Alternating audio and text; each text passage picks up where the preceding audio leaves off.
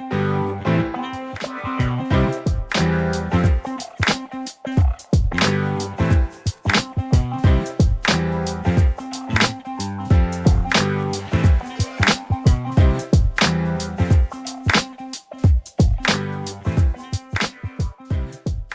right, everybody. Welcome to another installment of the Booggie Broadcast. It's been 2 weeks, so sorry about that. I know things kind of get a little weird, but here I am. Here we are again. I'm really happy to be here. All that good stuff. Nothing crazy's really happened since the last episode. But it's just been a good old journey, good old life stuff going on. I'm coming to you from Meridian, Mississippi, full of history. A lot more than I realized. I was driving through downtown today, and they had this beautiful old hotel that they're renovating right now. Probably a giant multi-million-dollar project. I thought it was kind of cool that how they take these old things and they make them. It's a renovation, right? So they're not really taking something old and making it new. They're just taking something and making it something else, or something that once was that needs to be now. So I thought that was kind of cool, seeing something like that in real life take place, like something so old is really interesting. I also passed another city today called Butler, Alabama, and Gilbertown, Alabama, which were very interesting places. I might start, sitting here thinking about it, the extrovert that I am. I might start kind of like recording some of the places I go to. I don't really travel like people think I do. A lot of people think I like go all over the United States. I kind of sort of don't really leave the South, hardly ever. However, I would like to do that in the future. May kind of share some light on, or shed some light on that, I should say. Anyway, I'd like to start recording some of the places I go to. I think y'all would find them interesting. Some of y'all might actually be from some of those areas. Might have something on the camera there. But anyway, just been busy with that. It's summertime, a little slow, so kind of get caught up on some other things. I did take a break from social media. I try to do that once in a while. I don't really have there's not like really a schedule that I go by. I feel like if I'm clustered or I'm cluttered in my head, I might take a moment to just, okay, look. Or I guess right now is when I'm like kind of going through some things, or I kind of need a break just in general. Because I work with people for a living. I go in these stores and I talk to these business owners and I sell them product and I talk to them about their problems, and next thing you know, I'm like a psychiatrist who doesn't get paid, and that's kind of a workload in its own self. And then I'm a confining individual for other people, so a lot of people tell me the things that they don't want to tell other people. So I listen to their problems, and after a while, you just kind of need a reset. You got your own problems. You have other people who are close to you who have their problems. And then on top of that, you have people who just tell you all their secrets and all their issues. And some of you understand what I'm talking about. Some of you are the people who actually tell me those things. I'm not complaining. But in order for someone to give you, I don't want to say who's an advice giver, because that's not what I am. And that's not what a lot of people think they are, but they're not. I'm telling you, they're not. But you just get so overwhelmed with the clutter of conversation that you feel you need a break from reality. And the reality that you make on your own is your reality, regardless if someone else thinks that it's not. It's a fantasy. So my reality was I did need a break. That included the podcast, which I was on the roll with. And I felt neglecting a lot of things, important things in my life. So I just said, put a hold on this. And so I took care of a lot of things. I feel good. My mind is clear. I even stopped listening to podcasts. I didn't listen to very much, hardly, if any, music at all. But it was a good break. I think we all need to do that. My wife's doing it right now. It's just, it's something that is just so good for you to do. It's good for you just to stop. One thing I did want to talk about that I thought was kind of nuts was this Toyota Camry TRD. That thing is wild. I wasn't even prepared to even talk about it. I just was scrolling. Put the microphone up for those that are just listening. I was just scrolling through Instagram, for the first time in a while, and this Camry came up. They already look fantastic, by the way. So Toyota, there's not an ugly car, I think, except maybe the IA. Really what Toyota did when they discontinued the Scion movement, which their reason for doing was weird. I don't want to get ahead of myself. I tend to do that when I'm in conversation, but they took the Scion name brand off the charts, which Scion in Japanese means descendant. So they kind of wanted to try something. They said that they did what they set out to do, and now it was over. So they gave it like a good 10, 13 years, something like that. And then they just stopped. Just quit. Okay, you decide to stop doing that. Fine. You're a business. Do what you want. But you didn't really stop. You kept the FRS, the Toyota 86, and just swap the name badges. Now that's the sister project that they did with Subaru, which has the 4-cylinder Boxer engine, and a buddy of mine has one of those cars, and they're very unique and they're very fun. They're not extremely like performance, but full of performance. But that's why they just came out with the new Supra and the what is it, the LC 500 and other things, which are beautiful and astronomically impressive. Price too, though, it's kind of weird. They kind of give us a price jump from the FRS to the Supra, huge, but it's performance, and I get it. People that pay to play, they have track day people and things like that. I've never been one of them because I don't think I can afford the race scene. But anyway, so they have Scion. They discontinued it, but then they just transfer like half of Scion's production cars over into Toyota. The only things that they didn't continue doing were the TC and the XB. Why did you stop making the XB? Not only was it one of the best commuting hatchback cars, it was also a huge cult classic. It's the Toaster. It's the original Toaster. It's the first gen and the second gen, which is what I have. Huge followings. They're cult classics. It's literally like any 80s movie ever made that went box office. It's just something people, even still today, people would they still buying them. They're cheap to fix. They're super easy to work on, and they were fun. And you could do all kind of things. Sound competition, people used them. The Japanese Bozazuka people who do these crazy like fiberglass metal shaped work stuff did it. Anyways, I'm rambling because I thought Toyota had it done. I thought they were finished. Thought that they were worn out. But as soon as you think they're worn out, the same thing that happened with the R35 GTR when Nissan thought that they were done. Boom, they hit you with this crazy...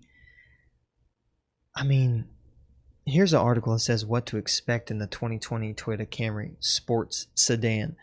So a lot of people out there, a lot of you guys are V8 musclehead guys, and a lot of you are like, anything is fast type of guy, which is what I am.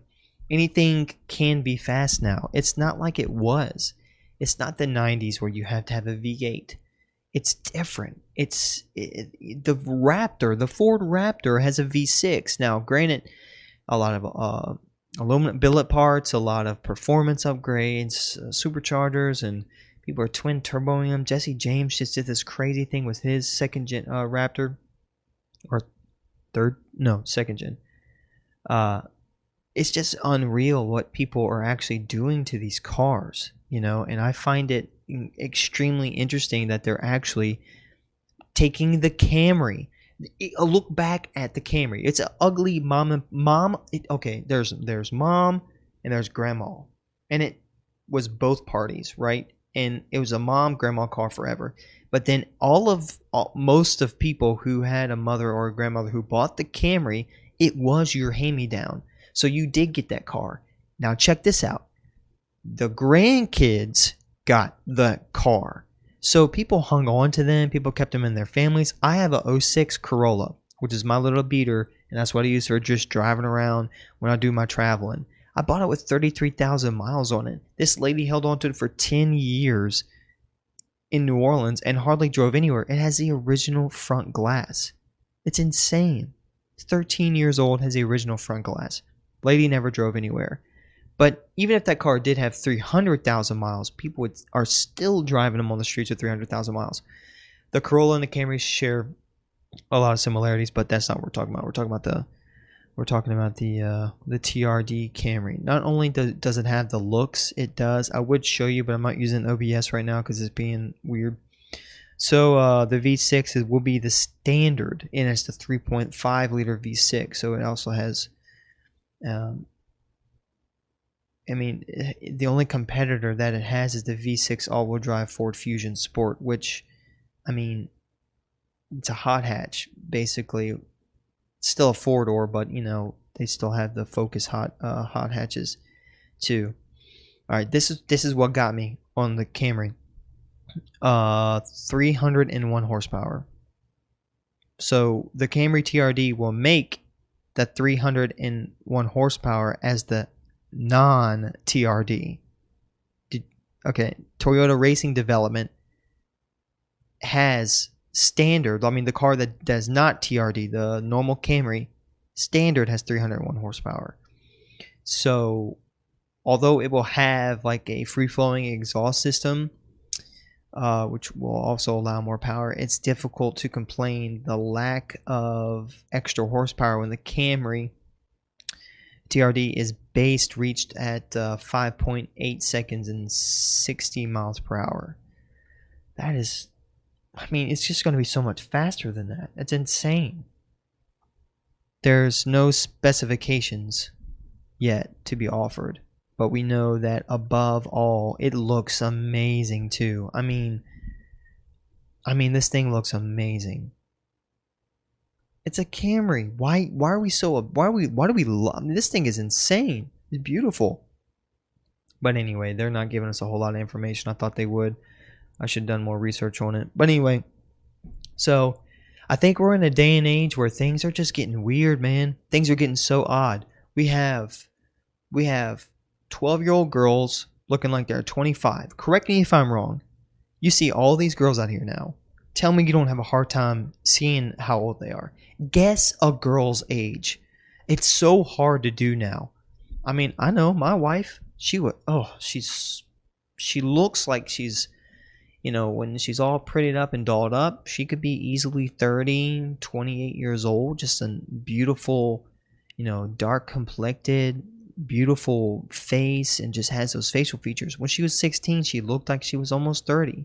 But they have this talent, and I'm not saying this derogatively, but they have this talent of art.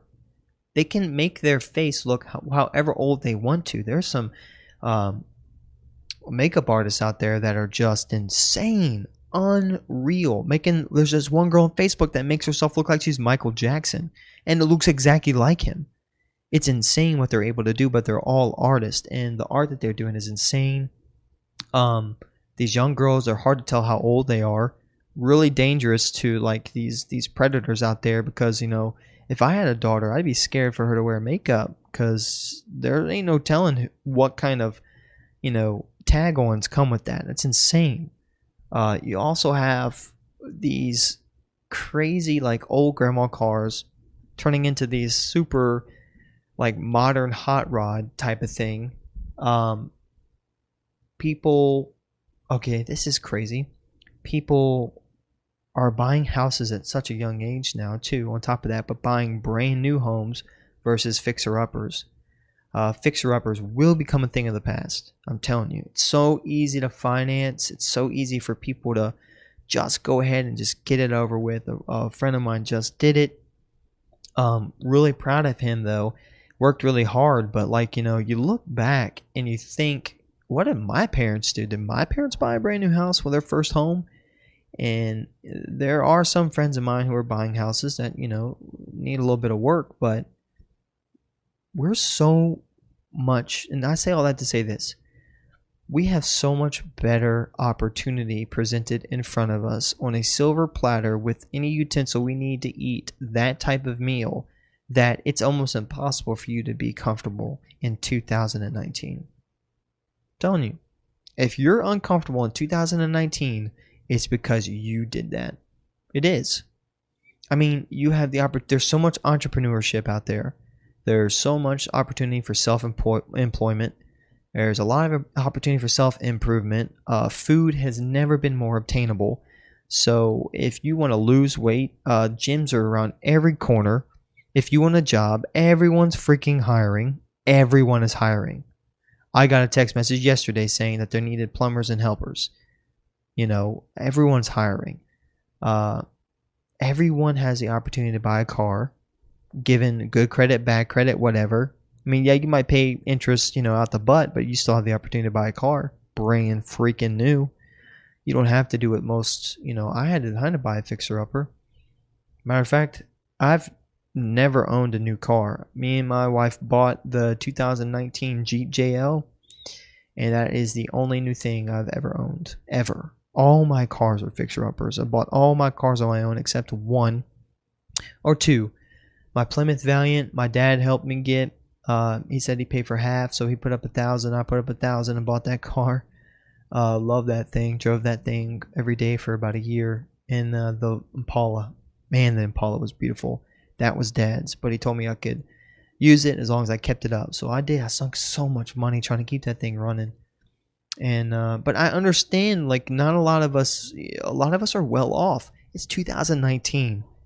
The opportunity to be successful is in front of you. If you want to be successful, all you have to do is go out there and just try to do it. I'm telling you, it's insane. If you want to make a lot of money and you're from the South, you can go work in a factory, in a plant, or oil company, or any stuff like that. It's all over the place. The opportunity to be successful in 2019 is everywhere. Now, what is success, though? Success to me is being able to pay your bills, have a little extra, and be happy with what you're doing. And, living on your own, paying your own bills, not having trust funds to lean back on, or not even really trust funds, just having stuff to lean back on. So many people call up mom and dad, and I don't have enough money for this, I don't have enough money for that, whatever.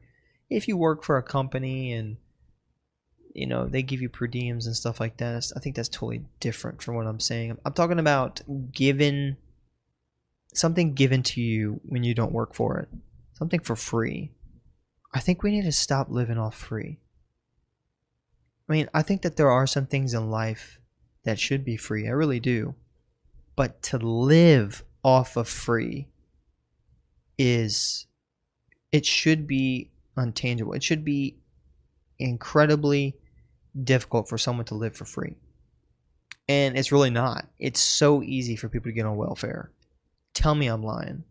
So easy for people to skip out on paying rent and things like that. It's so easy for people to be like that. Free housing, but now some people may argue with me that I think that healthcare should be free. Now, the argument with that is, and I'll have no one here to talk to about it, and maybe one day I will, maybe someone would want to talk to me about it. They might be able to explain it better to me where I could understand why it's not free. But this is my theory. You get injured, you go to the hospital, they fix you, they send you a bill. You get the bill, let's say you don't have insurance. You call the hospital and be like, this is a $3,000 ER visit. All you guys did was give me an IV and some steroid shots because I had the flu. What's that about? Oh, well, it seems here, Mr. Joe Smith, that you don't have insurance. Well, we could probably just knock that down to about $700. This has happened before. This has happened many times. It's happened to friends of mine. It's happened to me. Okay? I'm telling you right now that the reason that healthcare is so expensive, and the reason that doctors and nurses and all of them, that they're such in demand, and hospitals are really extravagant, so big, and is because that insurance companies make money. It's insane how much money they make. Now, because the insurance make money, doctors and nurses probably make a really good living. I will give you that. But let's say that insurance companies were deteriorated. I still don't think that doctors would make less, because it's really the administrators of the hospitals that are really robbing us too. The administrators, the owners, and things like that. They're buying their scalpels for their stainless steel scalpels might cost them $12 each. Well, they have to use that scalpel, then they go in and they cut you and then they just throw it away. Well, obviously, because it's not sanitary to reuse it. Go figure. Then you get your bill on the scalpel, it costs almost $200. The markup is insane. Why isn't someone doing something about the expenses of health insurance? Or is it because the reason that we have health insurance is because the hand that feeds you or the hand that helps you also hurts you, but it also hurts you by helping you and also helps you by hurts you? It's like a circle. So we get an injury, we already pay for insurance, and then on top of that we pay a deductible, and then the insurance company pays the hospital, and then the hospital pays the expenses and the doctors and stuff, and then they profit off of that.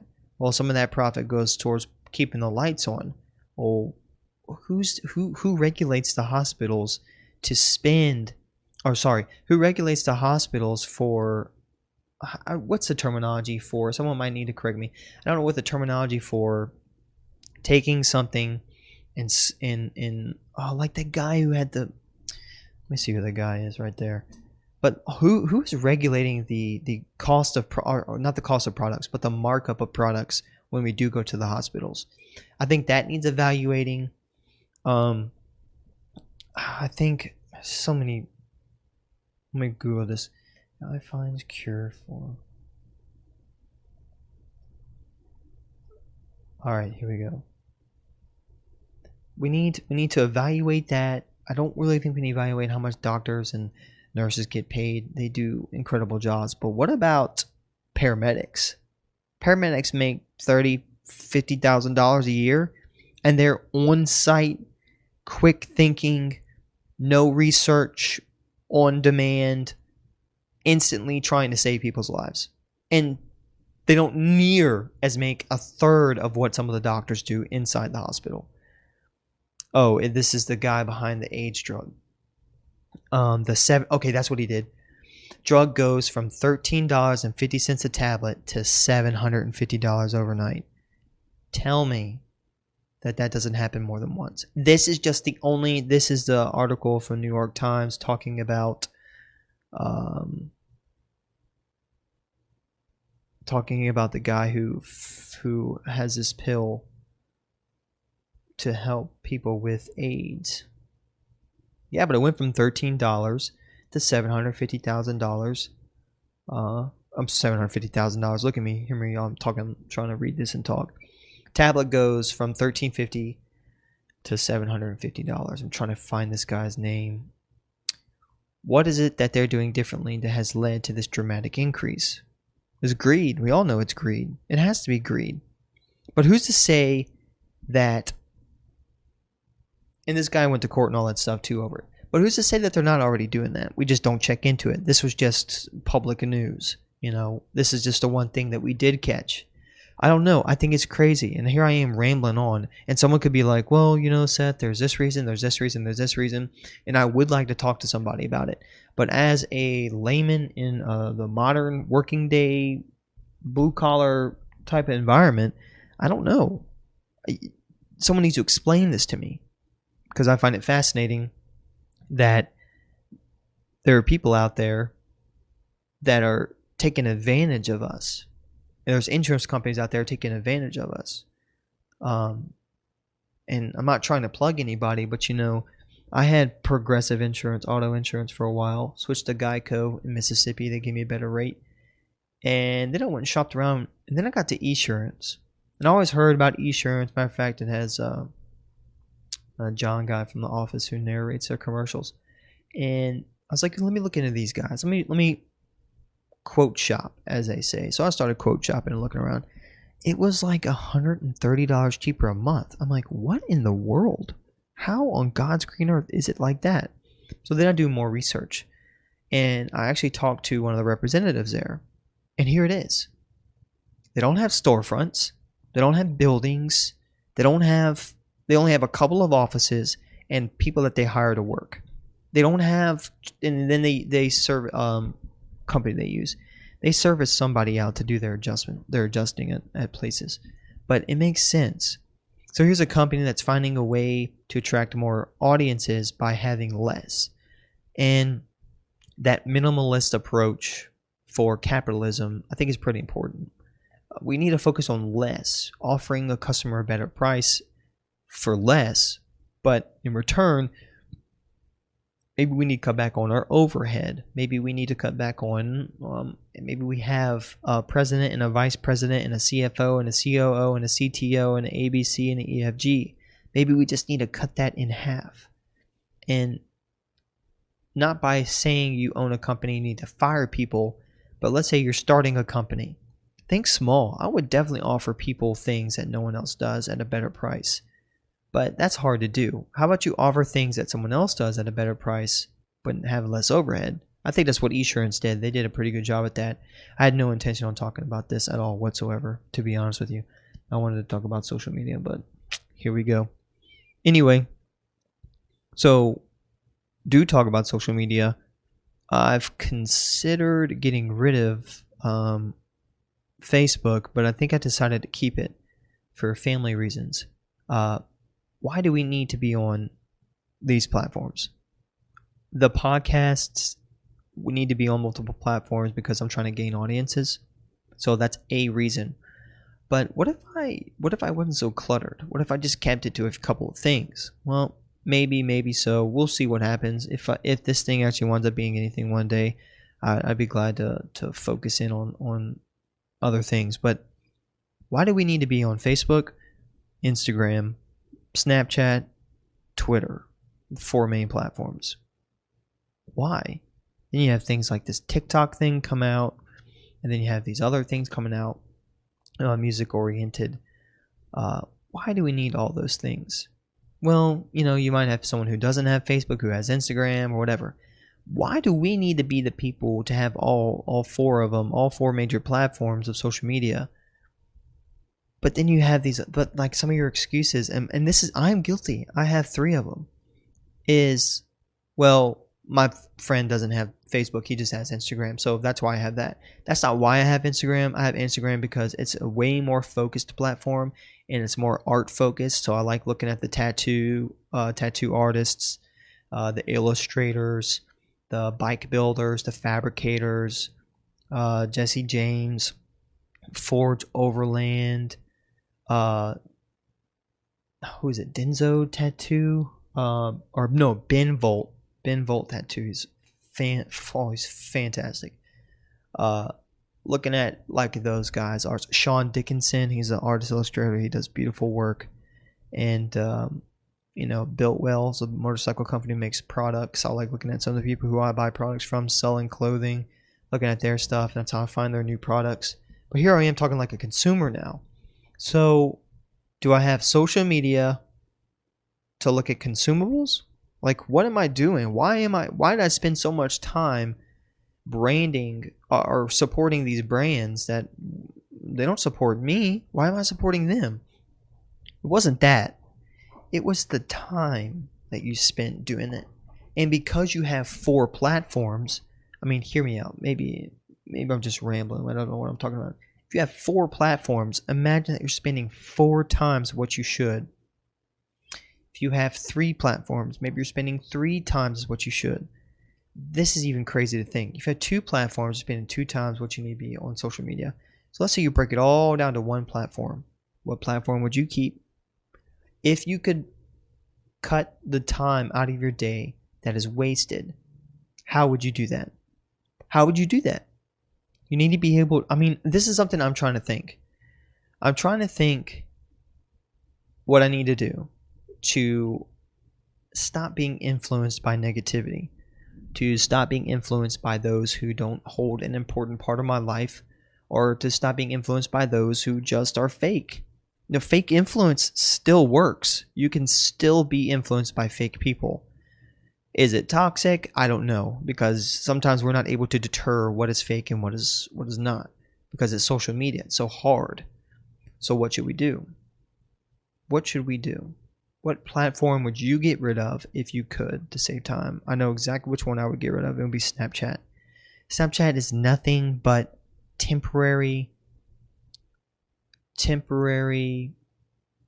obsessiveness. It's so quick, but you just gotta, oh, I wish I could rewatch that. Or, oh, if I screenshot this, they're gonna know. It's an obsessive thing. It's temporary paranoia too. You get paranoid because, you go to replay someone's video. You don't want them to think that you're desperate and you want to replay their video, and you're scared that they might think that you're obsessed with them or like, it's just kind of this weird thing. And I don't think like that. I'm married, so like no, I'll screenshot or replay my wife's stuff all the time. That stuff doesn't bother me because we have a commitment and we have a good relationship. But let's say we were dating or something, or not even dating, just talking. It's just weird. All of this blows my mind. All relationships seem to stem, I would say not all, 18 and younger. I'd probably say about 70%. All are built and constructed around social media. Is it a bad thing? I don't know. Maybe it's just the thing. That's something to think about too. Maybe it is just the thing that's going on. And it's something to think about. This might be the age that we're living in. I started watching Black Mirror and the dating thing. Oh my gosh. It was insane. I'm not going to say nothing because some of you people haven't watched it yet. And I just started watching it. I don't know why I've never watched it before. But it made me think, what if social media is your social life now? It's not media anymore, it's reality. So maybe it's social reality, but you're able to control what people see and don't see. So your social reality is a portraying of what you wish people to see, and never see the things that you don't want them to see. That's scary, because how is someone going to know the real you? If you communicate with someone through social media more than you communicate with them in real life, there's no way of them knowing who you really are. There's no way. It's impossible, because the transparency of human contact and conversation can only be observed and soaked and absorbed in person. The only way that I built a relationship with my friends and my wife and her family is through social interaction. And that's the only way to do it. First impressions. How do you have a first impression on social media? Does it exist? I don't know. Obviously it exists, but to what kind of degree? It's just insane to think that social media is now social reality. I think it is. I really think it is. I think that we have the ability to put on this show, and we can direct it, we can produce it, we can cast it. You might have this ugly friend you never want anyone to see, and you might just keep your hot friend around. You know what I mean? Or you might just only post on your good days instead of your bad days. It's insane to think that you'll look at someone's life and you're like, really? You sure that's really how it is? It's insane to think that you just don't know. It's crazy. And then you call them a friend. They're your friends.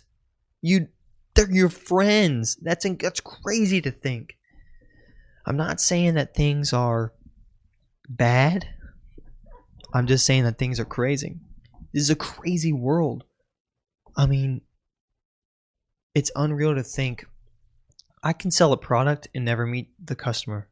Ever. I could do it. I do it all the time. I sell people. I have a customer of mine out in North Dakota that I've never met, but I've sold thousands of dollars of products to her.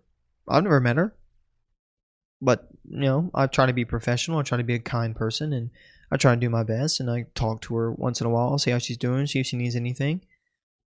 But I've never met her. But I'm able to do that through my phone. So, talk about phones. You talk about social media, talk about phones. Phones are everything. Phones are everything. Phones are how you tell your wife you love her. Phones are how you tell your mom you love her. Phones are how you find a woman to have an affair with. Phones are how you figure out how to hide a dead body. Phones are how do you cook a squash. Phones are how do you change a diaper. Phones are how do you tie a necktie. Phones are how do you start a podcast. I did it. I was on my phone all the time looking and seeing how do I start a podcast. It's just crazy, man. It's so crazy to think that phones are everything. All the knowledge in the world is on my phone. I keep looking down here because this is where my phone is. Okay, so check this out. I'm using my phone as a monitor for my GoPro. Phones are everything. I'm telling you, phones are everything. I got like 6 or 7 text messages while I'm sitting here. I mean, I can put on a podcast and talk to somebody at the same time. And I'm using my phone to do it all. It's crazy. This is nuts. The phones are everything. But imagine what a phone was when I was a kid, in the mid-90s. What was a phone? You used a phone to call freaking somebody. That's all a phone was. Now it's everything. It's your camera. It's the source to all information in the world. It's a source of communication. And it keeps your leg warm, basically. It finds you food. It figures out where your dog is. It can unlock your house. It can control your GoPro. I mean, it can start your car. It can control the AC. It's just insane. Phones are everything. I love it. I hate it. It's a love-hate thing. Almost got the electronic lock for my house, but I'm too scared someone might be able to hack my stuff. I don't know. I'm paranoid sometimes, I guess. But truth be told, social media gave it up for a little while, and I felt great. It's like a cleanse, man. It's like this thing, and I've been going back to the gym now for a couple weeks, and I just feel great. Gotta do it right after this podcast. Gotta go back downstairs and try to put in some good work. I need to talk to a good friend of mine who used to sell running shoes. I need to talk to him, make sure I'm wearing the right stuff. I was talking to this lady I was selling some product to in South Mississippi. She's 71, 72, and she just had her other hip replaced. I'm sorry, 65. That's 65. Talked to someone else who was 71 today who had a hip job. Hip job? Hip replacement. No, because they have hip jobs because people are relocating their fat to their hips to make their butts look bigger. Crazy too. What was I saying? Oh yeah. Something else. I've been taking brain pills. Talk about that too. I'll grab them and show you. So what was I talking about? Oh, hip replacement at 65. She was a runner, but she used to run. And I made this joke. Some of y'all might get this. She said, "Yeah, I used to be a runner, and we didn't have the right kind of shoes." I was like, "Yeah, you must have wore your kids, then went right to nursing school." And she laughed, and she said, "Yeah, that's actually what she wore. Kids are just like these really plain Jane looking shoes, People used them for everything back in the day. They still do." And anyway, so she didn't wear the right kind of shoes and stuff like that. But she used to have her kid get in the truck. This is crazy. Now, we're talking about a 65-year-old woman. Excuse me. We're talking about a 65-year-old woman who used to run all the time, okay? So she practiced and she did these marathons and stuff. But she used to have her kid, her 6-year-old son, get in the truck, ride next to her while she ran just to play the radio. What? Just to play the freaking radio? Dude, that's nuts. You're telling me I could play any song I want to right now, and I can't because if I post on YouTube, they'll kick me off. But I could play any song I want to, anywhere I want to, for hours with a headset that doesn't even need a cable. The only reason I have a cable for this is I can't Bluetooth it because it's hooked up to my mixer. But like these headphones, I could play music anywhere I want to, wherever I want to. That's crazy. Oh, that's so crazy. This lady used to have her 6-year-old son right next to her so she can listen to music. Think about it. Just let that soak in. Okay, now going back to the mushroom thing. I don't like dead air, so I'm not going to get up and go get it. But it's by Paul Stamets, who does the Host Defense mushroom stuff. And it's called Brain. and it has a lot of lion's mane in it, some other ingredients.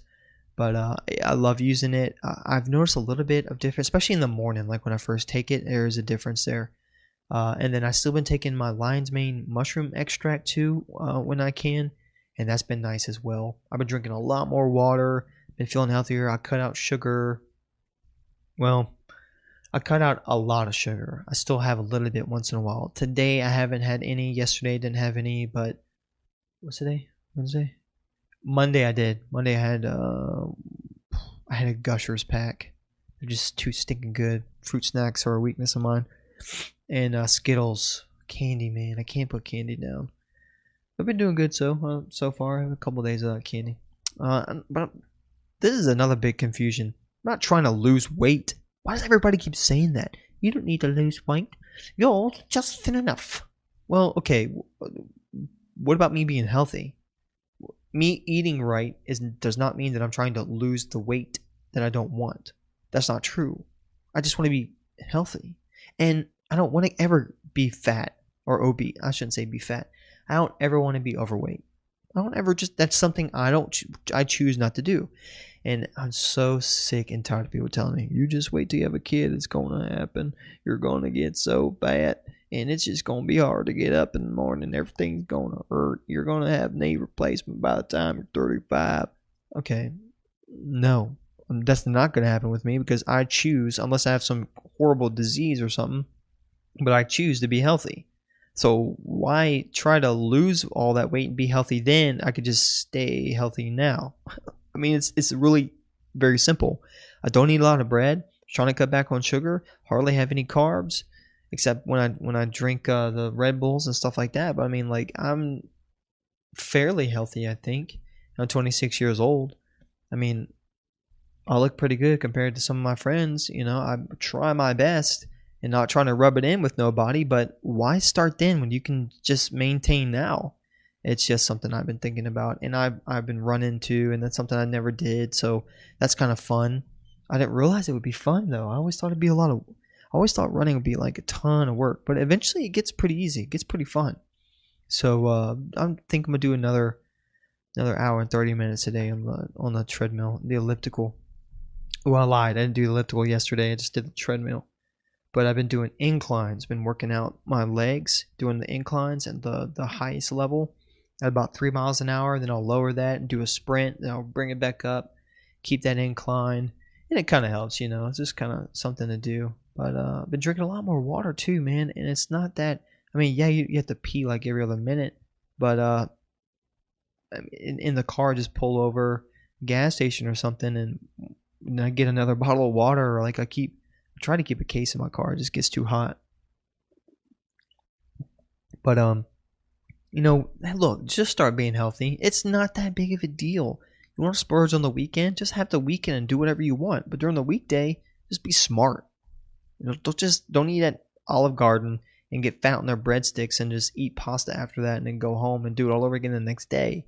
You know, I mean, it's just what I was telling somebody.